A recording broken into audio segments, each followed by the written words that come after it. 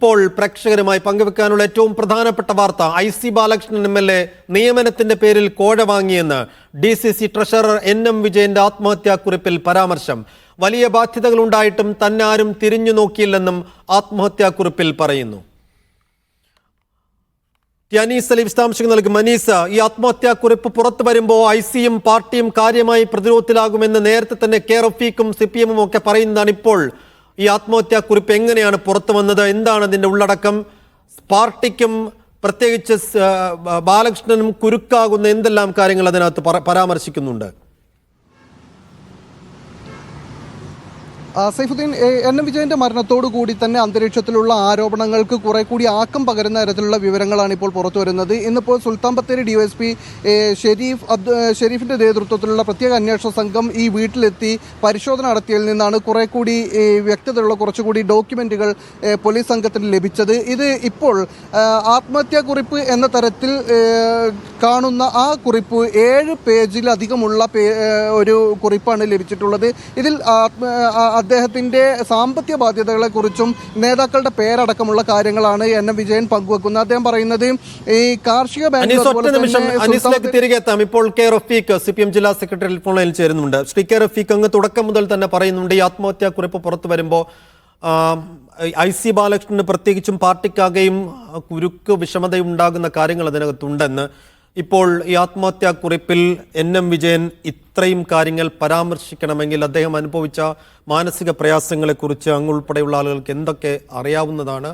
ഈ ആത്മഹത്യാക്കുറിപ്പിനെ എങ്ങനെ കാണണം? അല്ല, തീർച്ചയായിട്ടും ശ്രീമാൻ NM വിജയൻ അങ്ങേയറ്റം പ്രയാസം അനുഭവിച്ചിട്ടാണ് ആത്മഹത്യയിൽ അഭയം തേടേണ്ടി വന്നത് എന്നത് വ്യക്തമാവുന്ന നിലയിലാണ് ഇപ്പോൾ കുറിപ്പ് പുറത്തു വന്നിട്ടുള്ളത്. നിങ്ങൾ നേരത്തെ തന്നെ പറഞ്ഞതുപോലെ വലിയ രൂപത്തിലുള്ള കോടികളുടെ അഴിമതിയാണ് കോൺഗ്രസ് ഭരിക്കുന്ന പല സഹകരണ ബാങ്കുകളിലായി നടന്നിട്ടുള്ളത്. അതിന് നേതൃത്വം നൽകിയത് ശ്രീമാൻ IC ബാലകൃഷ്ണനും അതുപോലെ തന്നെ കോൺഗ്രസിന്റെ നേതൃത്വവുമാണ്.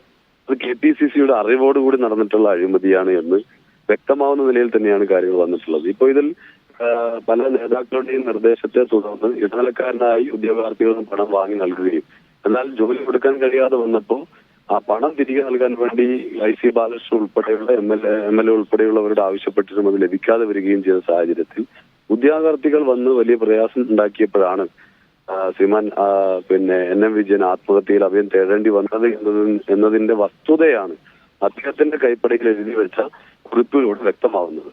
അതും ഇതില് അങ്ങേയറ്റം അംഗീകരിക്കാൻ കഴിയാത്ത ഒരുപാട് കാര്യങ്ങൾ നടന്നു എന്നത് വ്യക്തമായിട്ടുണ്ട്. അതുകൊണ്ട് അടിയന്തരമായി ശ്രീമാൻ IC ബാലകൃഷ്ണൻ MLA സ്ഥാനം രാജിവെക്കാനാണ് തയ്യാറാവേണ്ടത്.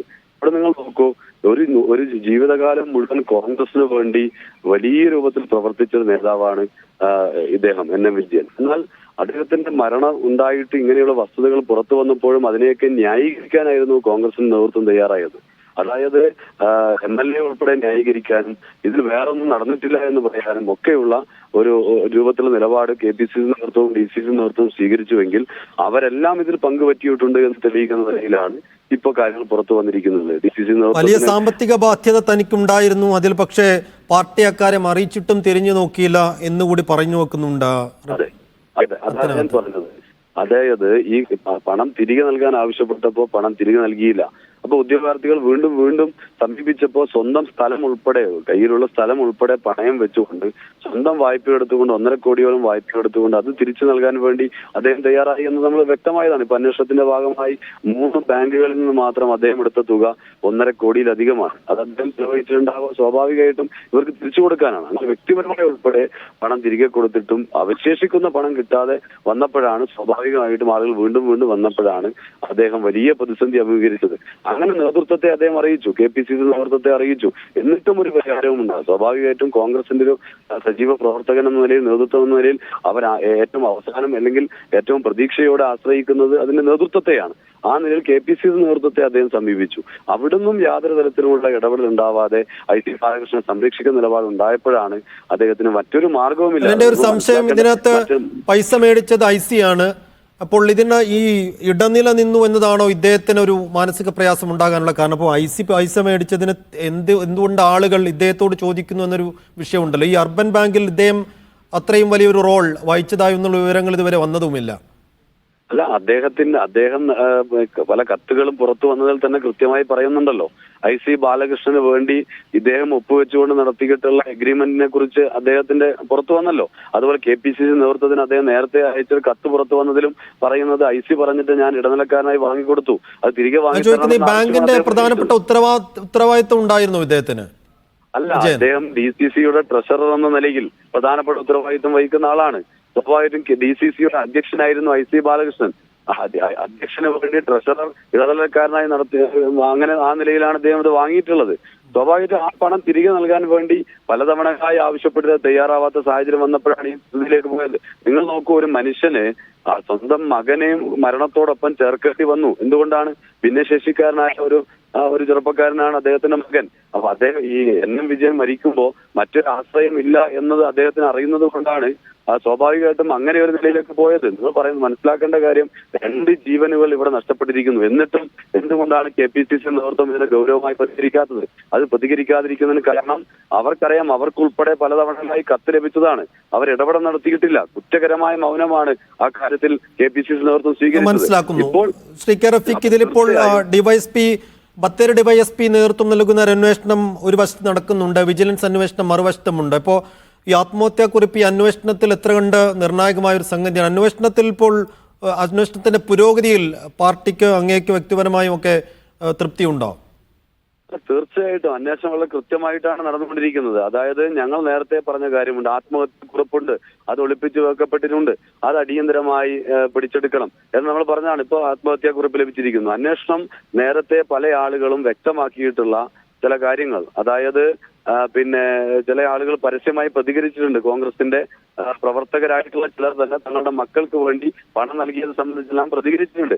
അത്തരം ആളുകളിൽ നിന്നെല്ലാം മൊഴിയെടുത്തുകൊണ്ടിരിക്കുകയാണ്. അവർ മൊഴിയിൽ പരാമർശിക്കപ്പെട്ട പ്രാദേശികമായ ചില കോൺഗ്രസ് ഇടനിലക്കാരെ പ്രവർത്തിച്ച മറ്റു ചില കോൺഗ്രസ് നേതാക്കന്മാരുണ്ട്. അവരെല്ലാം ചോദ്യം ചെയ്തു വരികയാണ്. യഥാർത്ഥ വഴിയിൽ തന്നെയാണ് അന്വേഷണം മുന്നോട്ട് പോകുന്നത്. ഞങ്ങൾ ആദ്യമേ പറഞ്ഞതുപോലെ അന്വേഷണം പൂർത്തിയാകുമ്പോൾ കുറ്റക്കാരനാണ് എന്നതുകൊണ്ട് തന്നെ സ്വാഭാവികമായിട്ടും IC ബാലകൃഷ്ണൻ ഇതിൽ പ്രതിചേർക്കപ്പെടും, അദ്ദേഹം മറുപടി പറയേണ്ടി വരും.